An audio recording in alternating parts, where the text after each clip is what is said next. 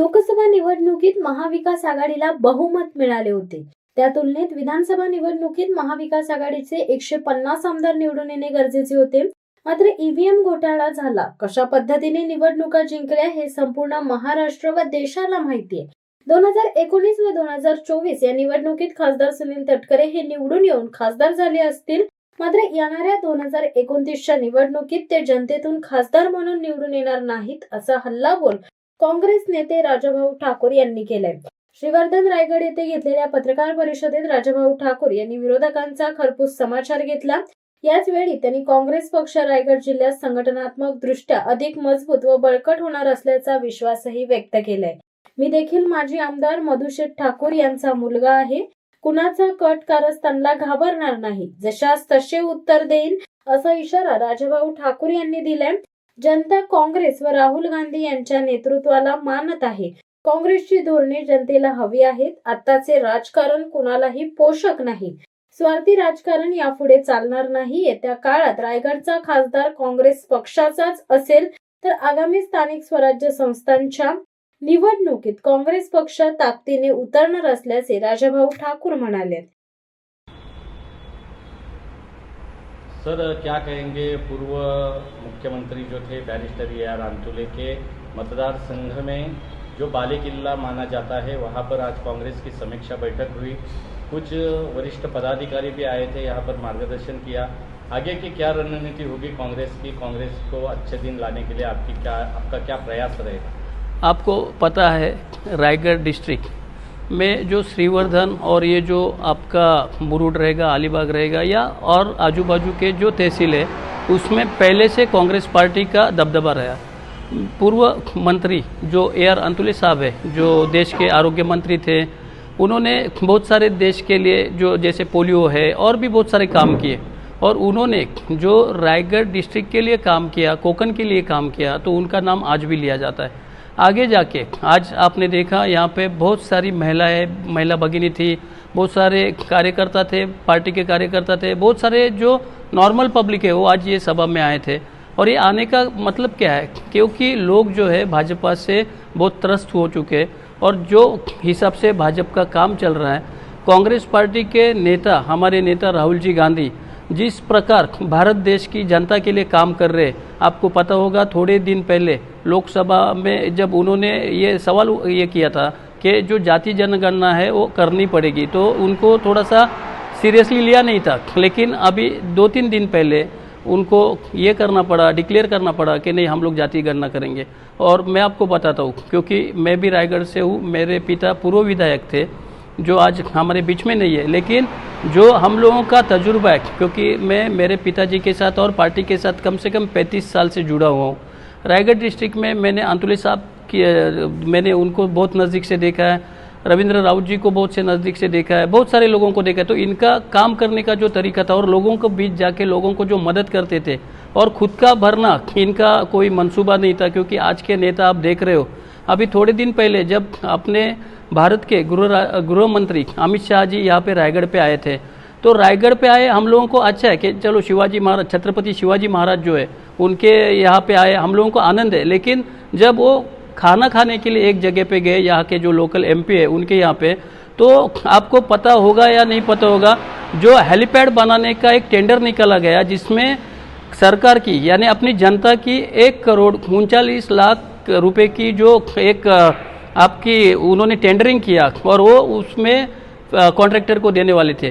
ठीक है, वो उनके घर पे गए, हम लोगों को उसमें भी कोई प्रॉब्लम नहीं. लेकिन अगर आप जनता का पैसा इसी तरह बहाते रहोगे, जहाँ पे लोगों की शिक्षा की समस्या है, आरोग्य की समस्या है, वहाँ पे आप कुछ कर नहीं रहे और आप यहाँ पे अगर करते रहोगे तो ठीक नहीं. और मैं आपको बताता हूँ, कांग्रेस पार्टी की जो ये है, कांग्रेस पार्टी आने वाले दिनों में 2029 में रायगढ़ से कांग्रेस का आपको एमपी यानी आप यहाँ पे खासदार बोलते हैं वो चुन के लाएंगे, और किसी भी सांसद, जिसको हम लोग बोलते हैं सांसद, चुन के लाएंगे. और जो सुनील तटकरे करके यहाँ के एमपी है, जो एक बार कांग्रेस के वोटों से जीते थे, एक बार हम लोगों की गलती थी, दूसरी बार महायुति से चुन के आए, लेकिन अभी वो तीसरी बार वापस एमपी नहीं बनेंगे, वो सांसद नहीं बनेंगे.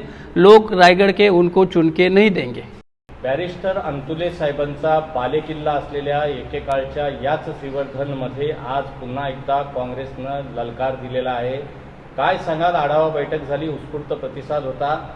निरीक्षक देखील रायगडचे आले होते, त्यांनी देखील या ठिकाणी आपली भूमिका मांडली. कशा पद्धतीची ही आढावा बैठक होती? आपल्याला माहिती असेल, संपूर्ण महाराष्ट्रामध्ये प्रदेशाध्यक्ष हर्षवर्धनजी सपकाळ साहेबांच्या नेतृत्वाखाली आपण बघत असेल, राहुल गांधी जे आहेत पूर्ण देशभर काम करत आहेत. आमचे जे प्रदेशाध्यक्ष आहेत त्यांच्या नेतृत्वाखाली पक्ष बांधणीची, संघटना बळकटीचे, हे सर्व एकत्र लोकांना आणण्याचे आणि काँग्रेस भाजपपेक्षा कशी सर्वश्रेष्ठ आहे हे लोकांमध्ये, जनतेमध्ये दाखवण्यासाठी आज आम्ही सर्वजण एकत्र आलो. आपल्याला माहिती असेल, हा श्रीवर्धन जो मतदारसंघ आहे हा 100% काँग्रेसचाच बालेकिल्ला. आज देखील जी सभा झाली, आढावा बैठक झाली आणि स्नेहमेळावा झाला, त्याच्यामध्ये शेकडोनी लोक आज इथे आलेली होती. आपण जर बघितलं तर स्त्रियांची संख्या जास्त होती, पुरुष पण होतेच, पण स्त्रिया जास्ती आल्या.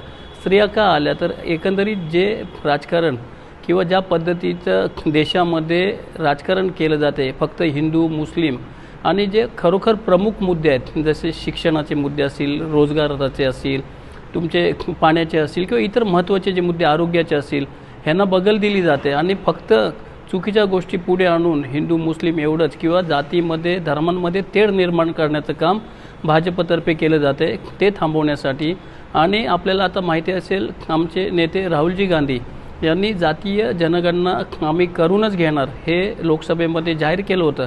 त्यावेळेला त्यांची खिल्ली उडवली, त्यांना नको नको ते बोललं गेलं. परंतु थोड्याच दिवसांपूर्वी आपल्याला माहिती असेल तर मोदी सरकारला हे जातीगणना करणार हे त्यांना घोषित करावं लागलं. सांगण्याचं उद्दिष्ट काय? मागे जे 3 शेतकऱ्यांसाठी काळे कायदे आणले होते, ज्याचा कडाडून विरोध राहुलजी गांधींनी केलेला, त्यावेळेला देखील त्यांच्या विरुद्ध बरंच काय केलं गेलं. परंतु ते 3ही काळे कायदे जे अडाणी आणि अंबानीसाठी जे केले जात होते, ते देखील कायदे रद्द करण्याची वेळ आमच्या राहुल गांधींनी आणली.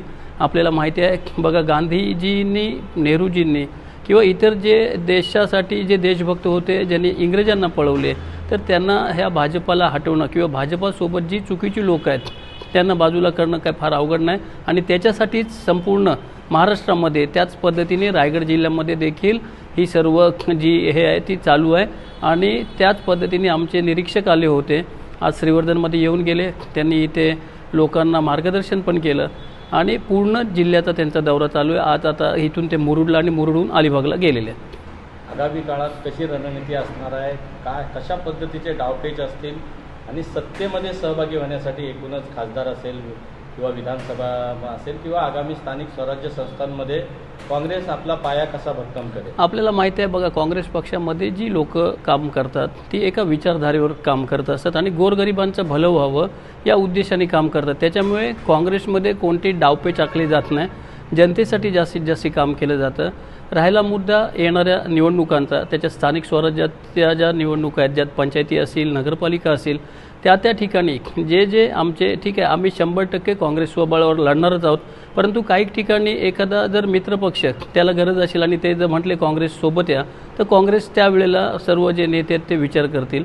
दुसरं आणखीन राहिला विषय, आपण जे म्हटलेत की बाबा आमदार असतील किंवा खासदार असतील, काही लोक आता ह्याच्या आधीच्या इलेक्शनमध्ये निवडून आले. आपल्याला पण माहिती आहे, महाराष्ट्राला पूर्ण देशाला माहिती आहे की जो EVMचा घोटाळा नाही तर महाघोटाळा झाला, त्यामुळे ह्या मागच्या महाराष्ट्राच्या विधानसभेमध्ये जे चित्र आहे, आज विरोधक जास्त दिसतात आणि काँग्रेसचे किंवा महाविकास आघाडीची जी लोक कमी दिसतात, त्याला कारण ते आहे.